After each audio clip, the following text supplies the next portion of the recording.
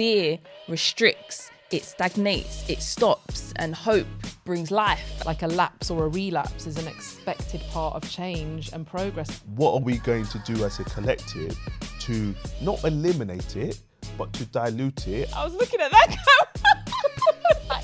Should I look at that camera? You can look at any of the camera. Okay. I'm not even going to use that camera. Okay. Hello and welcome back to the Social Matters podcast. We are three social workers talking about social matters. I'm Fran. Who are you?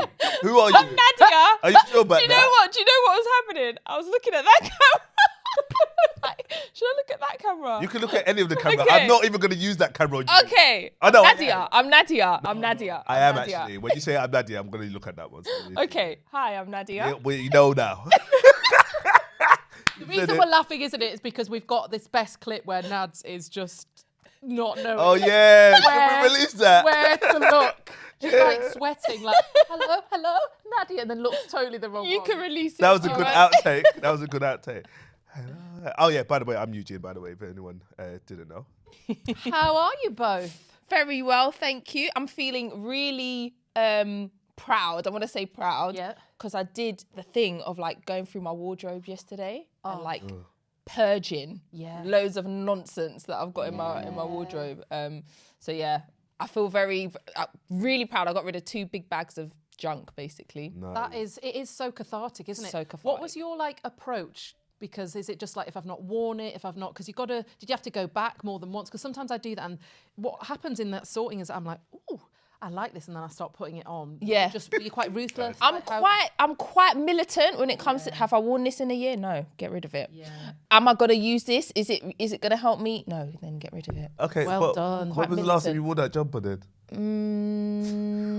That was one that you found. That's It was one that I found, yeah. I thought I'm actually lovely. gonna wear it. I- Maybe I've not worn it in the last year. No, because I don't think I've seen it. Oh, so then maybe not. That's what I was saying, because when Nadia took off her coat and you were out getting changed, I said, oh, I like that jumper, And I was like, is it new? And Nadia's like, no, it's not new, it's old, but I found it when I was cleaning up my cupboard. And now she's saying, oh, yeah, if I haven't worn it in 6 months, you haven't worn it in like 5 years. It's a nice jumper. And I was like, That's a very good point. It's- If I haven't worn it in a year and I can't still rock it, then it goes. I like that. That's Well the one. done, though. I'm in the process of doing a similar thing, and we were chatting actually about like that sort of holding on to things. And is it Marie or Marie Kondo? Marie Kondo. Marie I think. Kondo. Yeah, I think. Who's written and talks a lot about like really just minimalizing stuff. Is that a word? Yeah. It is, yeah. Minimizing. I think so. Minimalizing sounds better, but I think it might be We minimizing. can Anyway, create words. Everyone does yeah. that. And yeah, like the approach to trying to sort stuff is like, does it spark joy? And if it doesn't, like actually kind of get rid. And that a lot of us do hold on to stuff. It's sort of living in the past, but then like getting rid of stuff. But yeah, I definitely have a lot of stuff that I need to get rid of. Do you think nostalgia plays a role? Also, you said we were chatting about this. I weren't involved in this conversation just before I arrived. I was saying we were chatting. Oh, sorry. It was to bring you in. Okay, thanks. I was like, I don't remember that. But do you think nostalgia plays a role in that? Because clothes are attached to memories and significant events. So to get rid of it is like... So I go through this at least once a year. I will like kind of go through my stuff. Yeah. And something that has made the cut every single time, but not yesterday, was my T-shirt from my hen party that said bride on it. Oh. I have never worn that ever again since Yeah. my hen party. Got the cut yesterday. Really? Yeah. Oh, God. Yeah. Yeah. What? But I've literally Yeah, I never know. worn it. But I would, No, something like that, I wouldn't. No. I would keep. Yeah. I hear that's where I've had to be of late, because there's stuff where it keeps going back in my annual sort to just be in a the box sort- for another year. Yeah. No, I'm heading that way as well. Yeah. I like So that. yeah. What about you? How was that? That's a productive weekend. What about you? How was yours? If you know, you know. Miles Lewis Skelly.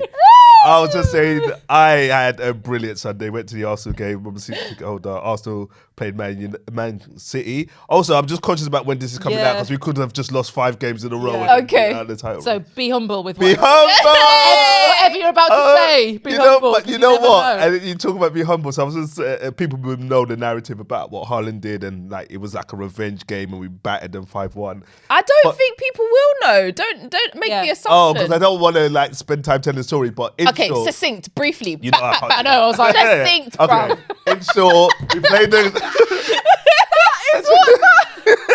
Get that on a t-shirt. That interaction is like on a daily basis. On the train. Nadia, if you don't say it out, you think it. You are making it succinct, bro. Yeah. or she just does my- this, or when I'm telling the story and I'm in my 17th minute, and I was like, Sometimes you're like, checking get the to the spam. point. Oh my God, that is the best. You need that on a t-shirt for you. succinct, bro. Succinct, bro. Come on. So we played them in September.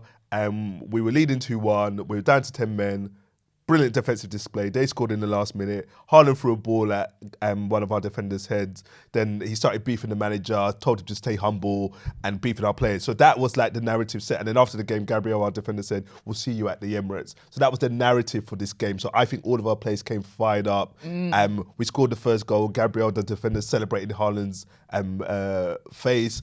Miles Lewis Kelly is a young kid. It's his first season. He scored his first goal for Arsenal. He did that celebration, which if you're a football fan, you know that's Haaland's celebration. There's images on the internet. I was celebrating when the goal went in, so I didn't see their celebrations, and then they put it up on the big screen, and the whole stadium went, oh, that was cold. It's even now, I'm like, that's the coldest celebration for your first goal. But it was such a great game, such a brilliant atmosphere. And the DJ at the Arsenal Stadium is an absolute troll. At the end of the game, I had to leave early just before the final whistle because I had to rush over to play football. But he played Kendrick Lamar's Humble. Oh! Sit down. Be humble. Oh my Sit down. God. Be humble. I was like, you were troll. He had that lined up. And whoever that guy is, mad props to you, Arsenal Emirates Stadium DJ.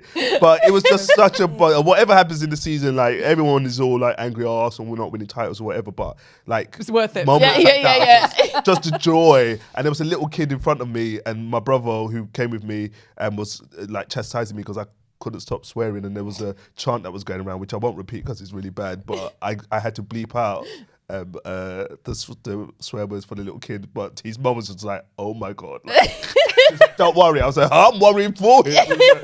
But yeah, it was a brilliant Sunday. Vibes. I love that. Yeah. I love that. Yeah. What about you, Franny? So I had my second PT, not public transport. Bring back. Personal trainer session. So I had my first one on Thursday, which was just a bit like like setting the we did some tests, like fitness tests to see where I was at. So the one on Saturday was like, we're going in. Oh my God. Oh. Right, there was one This is the first time we're hearing about this, by the Yeah, way. there was one move, right? And and you think, oh yeah, this is quite simple. So on your front, so if you think about like almost, on your front on a mat, with legs out, with some weights here. Yeah. And then you bring the weights down on the mat, on the floor, you're on your front, then back up, and then like this, do that move. So you think, You could do that. Oh my God. Really? Oh. Don't try it at home, kids. Where does it work? By the end. Oh, I couldn't even. Shoulders, like your back. Shoulders. Is it your back? Back, shoulders. Hold on, is it so if I'm lying down, it's like this, they're Yeah. bringing it down. Yeah. Oh, even now I'm feeling Yes, it. Where's but it? heavy. Oh, yeah. But, yeah, so by can the see end, I that. could hardly lift them. But you start, I was like, okay. And then I was like, oh, I guess that's the point of the PT. They know moves that are going to test you. But that was... How's that session 2 workout? This PT's looking to wreck you. I like it. I like it. Yeah. Aim high. Yeah, no, he's really good. So yeah, had some little things set up for me, which were like events that I'll do in the High Rocks. Right. So there was the carry thing, so I had to do that, do the lunges. Oh, did you tell do him that about move, I had to that jump you're on a going to do box. High Rocks? Yeah, Oh, yeah. nice, So he nice. knows. So Go on, but Freddie. yeah. So feeling, my poor little arms were like these muscles that I don't know, I've never used, because in the test that I did on Thursday, it came out that I have strong legs. Oh. But week upper body. Yeah, so that's what we're working on. So that was that. And then yesterday, it was lovely here in London, wasn't it? Yeah, it was. So yeah, went for a nice walk and watch some football as well, Nice. because we knew that you were watching it, and it was like when we like turned on, it was 1-0, and then we saw all of that. So yeah, good times. Nice. And here we are. We are here. So that was our succinct check-in. No. So today I guess when we're thinking about like episodes, it's kind of, what might be happening in the world. And there's a lot happening, isn't there? I think, in global politics. And it's always hard to think about some of the like less joyous stuff that's happening and how much time and attention we pay to it. But we thought it's really important that we do talk about what's happening with Trump's latest kind of, one of his initial policies, which was around one of his opening sort of offerings to ban effectively all EDI kind of diversity initiatives and training. And I think when we were thinking about what to do, it's always like, how much time do we spend talking about this man who, just has abhorrent kind of views and kind of ideas, but actually we thought it's really important to talk about it, but then offer the kind of counter of like actually the impact of this and what it means. So I suppose you want to start, I guess, just giving a summary of kind of what this nonsense is that he's kind of introducing. I think it's just based on my knowledge, because I think I do that thing of dipping in and out because I'm like, one, I don't want to give him airtime, and it's a protection almost method. But from my understanding, the policy which he signed within the executive order pretty much straight away was to roll back DEI programs and initiative in the federal kind of space and government. And my understanding is that in America you have federal laws and state laws, so it's rolling back where he can influence. But what it has done is given permission to a lot of big organizations to scrap their DEI program. So if they have like a program saying we have to have certain amount of heads of service or leaders who are from a diverse background, they're now not permitted by law to do that. They don't have to do that. So a lot of the big firms have started to roll that back. And the policy for me is a way of discriminating. But the idea that they have is that DEI doesn't work. They said now his view is that now it should be on merit. And so the untold story from that initiative is that people from diverse backgrounds who are in those positions are there not on merit. They're there just because people need to meet their DEI quota. And I think also, and don't quote me on this, but he said something like he's ordered people within his remit, whether I don't know American law, so the thing I think is a little bit like the Prime Minister saying to the civil service, like, I want you to remove pronouns from your signature email. So that's another thing that he's done as well. But the whole idea, I think, is to kind of cripple the kind of initiatives that have been put in place around diversity, equity and inclusion in America. And what that's done for me is that those organizations who were already not interested in it and were just doing it as a tick box are now saying, oh, thank God you're freeing us, we can pull that away. But what it could cause, and what I think is the hope in this, is that the organizations who were for it or who were sitting on the fence are now like, actually, let's push this more than ever. And something that I sent to you both in a WhatsApp message, that Ben & Jerry's advert, which was beautiful. And for those who haven't seen it, just Google Ben & Jerry's DEI, because that's an organization that have come out immediately and said, this is the importance of diversity, equity, inclusion. So yeah, I hope and believe that more and more organizations across the world will start leaning into the importance of diversity and inclusion, and that's part of the conversation that I think we'll probably hope to have today. I'm glad you said the diversity, equity and inclusion bit, because I was going to say, like, we should kind of intro what we mean by that, because I guess we're in that space, and I think we use the kind of acronym DEI, but we're talking about initiatives, aren't we, to increase diversity, so thinking about kind of aspects of identity and to be more inclusive and therefore in theory more equitable. So that's what we're talking about when we're thinking about what Trump has decided to effectively ban. Yeah.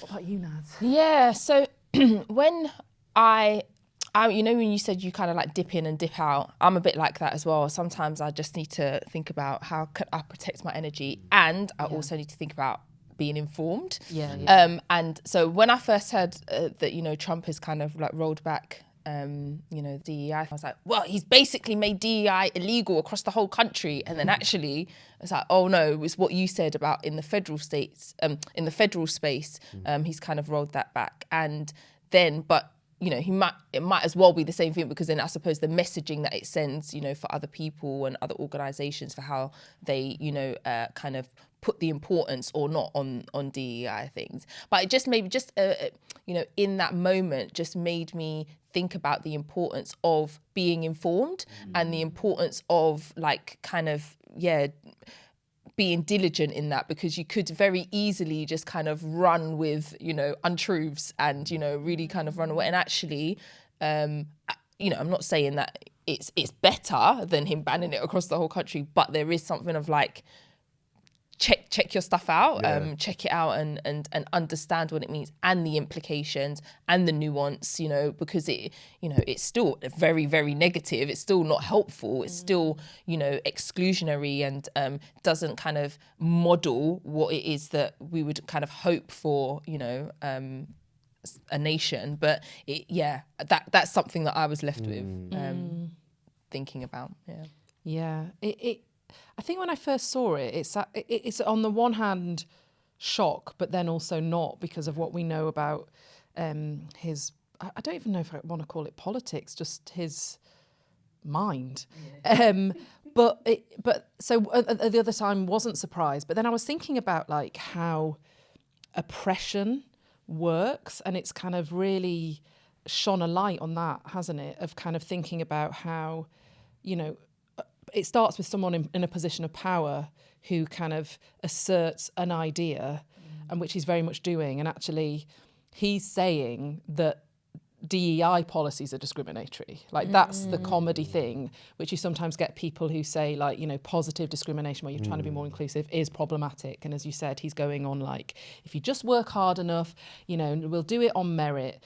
But that denies structural and institutional you know, marginalisation and oppression. And what that can do for people, the impact of that is that you internalise that. Like, I'm just not good enough. If I, you know, it's something about me.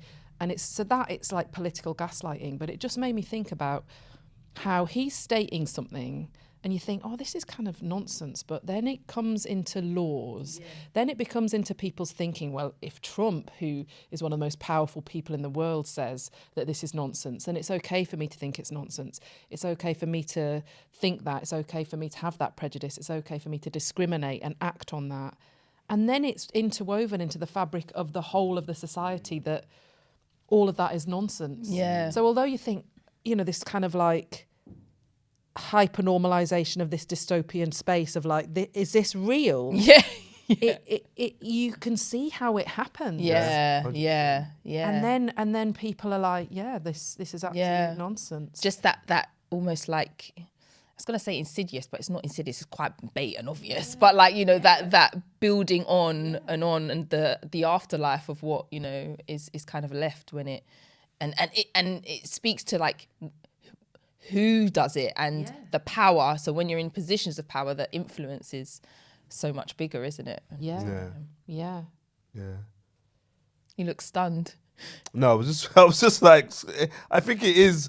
It's not necessarily stunned. It's again like what you just said, Fran, of like shocked and not shocked. And I think every time I get involved in these conversations, it's almost like, wow, like is this for real? But I guess part of me is like, I was just thinking as I was listening to both of you speak is, what if Trump came into power and was like, I really want to push the DEI agenda. I really want to create more diverse and inclusive. Like, we'd be like, what the heck are you like? Don't trust him, blah, blah, blah, blah, blah. So it's really, and it's real. And I only talk about this from my perspective. because it's the way that I think. But all of these people who are rolling back, who are going with Trump, people like Trump, like I think there's now an acceptance that they are around, they exist, and they don't exist in the minority, they exist in the majority. The minority are those who are going around with baseball bats and looking to beat up anyone who doesn't look or sound like them. That may be a minority in society, and it's easy to attack them and punish them because they are governed by a criminal justice system whether it's here or in the US, that says you can't beat up other people. But the people who are more dangerous are people like Trump. Like I was having a chat with my brothers yesterday, and we were just talking about at Trump's inauguration. Look at all of the people sitting in the front row. You've got the richest man in the world, Elon Musk. You've got Mark Zuckerberg. You've got the Google owner CEO. You've got Jeff Bezos. These are the billionaire richest people in the world who now have control over politics and power. Elon Musk today, or yesterday, tweeting out about Keir Starmer, about British politics, about European politics. Like the richest people in the world are the ones now who are going out around and trying to influence politics. So in a way to retain the hope and thinking about what can we do as a group of like-minded people in the community, is recognize that they are here and they have an agenda and they're going to stick around. So what are we going to do as a collective to challenge that? And sometimes we need the impetus to be like, or like the comment that I absolutely dislike is like, oh, how's this happening in 2025? So what? Because time has gone by, you think that all of these kind of discriminatory views would just evaporate. No, they're getting more and more. It doesn't, forget the year. It is what it is. We've seen it repeatedly. So what are we going to do as a collective to not eliminate it, but to dilute it? And as Carly Furman says when she talks about contextual safeguarding, to make environments such that it's uncomfortable for people to be the way that they are. If you want to be discriminatory and you want to express oppressive views or whatever, don't do it as Prime Minister or President. Don't do it as the CEO. Go do it in your room with your two mates. Like, I'm not looking to change your views completely because I can't do that. But the environment that we're creating means you can't be you here. That's what. So when we're thinking about what Trump has done and the ripple effects of what happens in America will affect here, because you've got those like Priti Patel's who were the Brother Men, Kemi Badenoch, already kind of talking about how great Trump's policies are. Like, we need to be able to come together as a community of like-minded people and address this. I was going to say, Everyday Racism, they've checked them out. They're amazing. You guys, if you don't know, they've done this. They're pushing forward this campaign for every time Elon Musk posts something, kind of nonsense that he posts, you can pledge to donate money to support organisations that are working for DEI. So every time, so it's almost like, the more hate and whatever he pushes out, the more support he builds for those organisations. And I just think it is genius. Absolutely brilliant. What you were saying, what can we do as a collective? Yeah. Let's pledge 1p every time. Every time he tweets, these organisations will make support. money. Yeah, exactly. Those organisations will get support. I just think it's absolutely genius. That is proper two fingers in your face. Yeah. And just building on that and what you were saying, Yuge, of like, actually, we need to be prepared and to expect it. I think there's a naivety to think that we're not going to be seeing this as sort of bleak as it is. And I was thinking about it in terms of like change and progress, because we have like different political kind of parties and systems. I guess we're always going to see that 2 steps forwards, 2 steps back, depending on who's in power.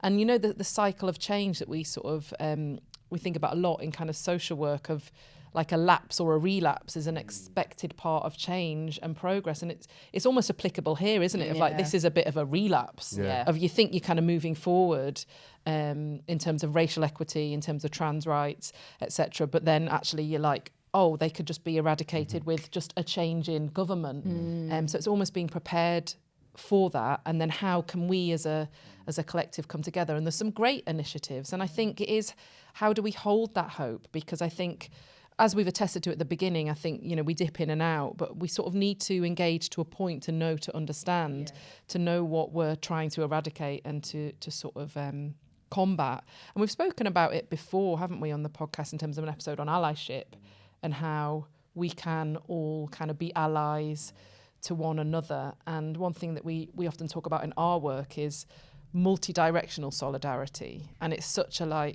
wonderful term of thinking about how like-minded people and communities, and often people from marginalised communities, can come together to fight against the oppressor. Yeah. And it's such a important way of not kind of all trying to vie and fight for the marginalised space, but actually how can we come together in solidarity as a community to be allies for one another. And I think that's really important here because, power in numbers, and there's a lot of people who don't think like Trump. Yeah, definitely. And I love that multidirectional solidarity, that idea that we're not free until we're all free. Everyone can, be an ally to somebody else as well as use an ally, and even kind of within communities. So yeah, I think I love that phrase. Yeah. And also the idea of, when I think about multidirectional solidarity and allyship, is that the importance of ground roots movements. So I'm not a political expert or historian, but this idea of waiting for elected leaders to be the ones that move us forward as a society. I don't recall a time in my history, my kind of recent history and knowledge, where a prime minister or president or somebody has been the one who's led the country to kind of change with regards to diversity, equity, inclusion and belonging, or has led a country to kind of make movements or significant changes. Like, even when I think about, just from what I know, Nelson Mandela in South Africa before he became the president, what he did was his time in prison and the movement he created, Martin Luther King and the civil rights movement, the Brixton riots, the Bristol boycott, all of these ground level movements have then influenced what happens in the political houses. So in a way, I'm like, yes, let's be informed and see what these political leaders are doing, but let's not be disheartened and let's not let them take our hope away when they say what they say or they do what they do, because they are a minority in the sense of the elite, the richest, the most powerful. They've never spoken, like Rishi Sunak saying, I'm working class friends. I bet have you, Rishi? No, maybe not. Exactly. So we're like this idea of like, we as like-minded people, that multidirectional solidarity, if we can demonstrate consistent allyship for other oppressed groups, that's where the change is going to happen. So yes, I will vote because it's my right to vote and people who have died and fought to give me that right to vote, but I'm not voting now with the idea of this person is going to change this whole system. The people going to change the system are us on the ground level, through our different initiatives, whether that's DEI training and consultancy like us, or whether it's teachers in education, or whether it's representation of diverse people on TV, in the media, in the arts. Everyone has a role to play. But my call to action is like, let's not sit back and think, okay, this will pass, because it won't pass without action. And that action can look different for who you are, whether you're on the front line protesting or whether you're doing a tweet or recording a podcast. Like, just be active, I'd say. Yeah. I was going to say, while you were talking, a quote came to mind by Margaret Mead, and it says, "Never doubt that a small group of thoughtful, committed citizens can change the world. Indeed, it's the only thing that ever has." Yes. That's what you were saying. Love Me that. and old Margaret. Yeah. Maggie Meady. Maggie Mead. No, thank you, Nads. And I think it's so important, and a lesson in kind of not being complacent, but also why this work's important. I think that's it, of like, when we think about the why and the work that we do, we talk so much about creating that sense of belonging. And, the business case for doing this work is because if people feel a sense of belonging, they're going to be more productive. They're going to stay in their jobs, have less, days off sick. So there's lots of kind of research on why this work's important. But again, back to power and kind of privilege and money, if you have all the pieces of the pie, you don't need to think about that because you feel that sense of belonging. You're a billionaire, so you know, don't need to think about that. But I think it is important that we say why this work is important, because I think it's very easy to dismiss it as kind of fluffy stuff, when actually there's loads of research that it's really, you know, business, you know, sense as well as for people's well-being. So I think it's important that we name that as well. It's not just kind of, oh, what are these DEI initiatives? And to dismiss them. Yeah, and I think, you know, all of this, you know, heaviness and worry, like it really can just invite you to be quite fearful. And then, you know, fear can kind of paralyze you almost, like you don't know, you know, and just it just can just become so overwhelming. And I think the important thing is to kind of, where is the hope? You've said hope a couple of times, like the counter to fear, like is hope. And I think, you know, I'm not going to start like preaching at you, but in the Bible, that's the most used phrase in the Bible. Do not fear. It's the phrase that's repeated the most across the Bible the most, and it's just so important to kind of hold that, because fear restricts, it stagnates, it stops, and hope brings life and, you know, opportunity and goodness. So I think that importance of really trying to kind of resist being fearful is so hard, because it's such a big emotion, such a seductive emotion. But what are the things that you can do that bring hope? What can you do in the small that might be able to bring hope? How can you kind of switch your gaze almost literally from fear to kind of hope? I love that. And I was thinking, you can preach and you can preach anytime, but you need to preach that to Trump. Because the irony is, it's fear. It's fear. That is driving that his for him, policy. Do you know what I mean? So but true. he won't have that self-awareness or introspection to think about that. But it is. That's when so you true. think about what it is that's driving a lot of this, it's fear of losing your piece of the pie. Yeah, for sure. And also it's the fear to make you feel hopeless, so then you just stay still, you don't do anything. That's right. But then it's so like, I was again dipping in, and I don't know if you've heard, but Trump has just added like 25% to tariffs on imported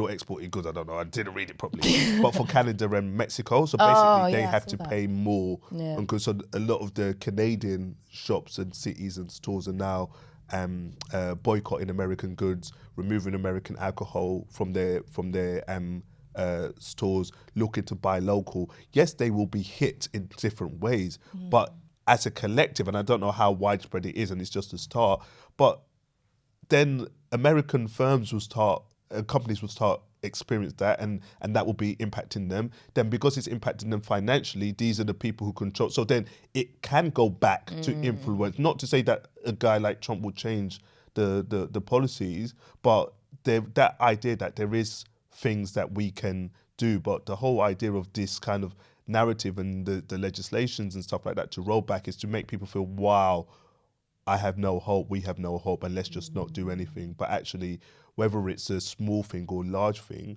what we do can make a difference. And it's just about sticking at it and being consistent, knowing when to dip in, knowing when to dip out, knowing where to get your support from people. We can be an ally to everyone, like you said, Naz, but we can also receive allyship as well. But yeah. Do you know something random? I was in a conversation with someone the other day, and I learned their middle name for the first time. I was like, oh, what does that mean? And we got into conversation about the meanings of names.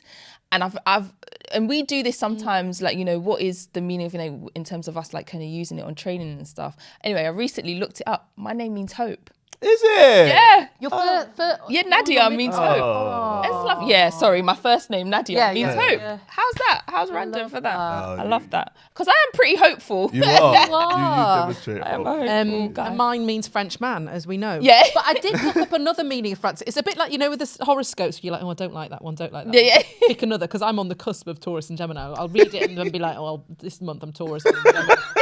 And I didn't like French man. I was like, was there any other meanings of Francis? And freedom.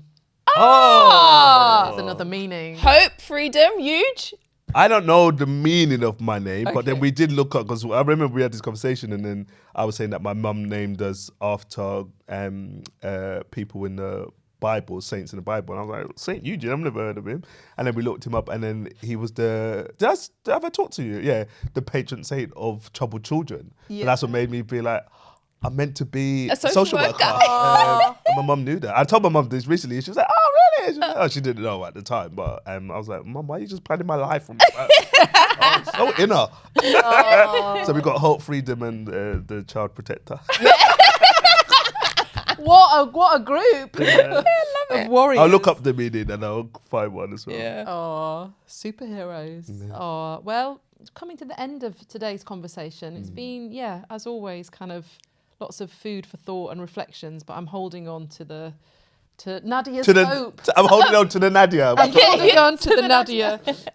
You know, and ideas of kind of how we can all be allies for each other, but also, you know, the importance of dipping in and out, because it impacts, you know, when it's, particularly when, you know, you are from a marginalised identity and the policies are directly intended to, you know, kind of marginalise even further. So the importance of, finding your people, having space and choice to dip in and out where you can.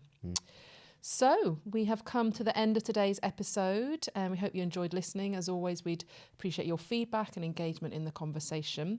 You can check us out on Instagram @MattersPodcast, and also check out our YouTube channel, Social Matters Podcast. And I think that's about it.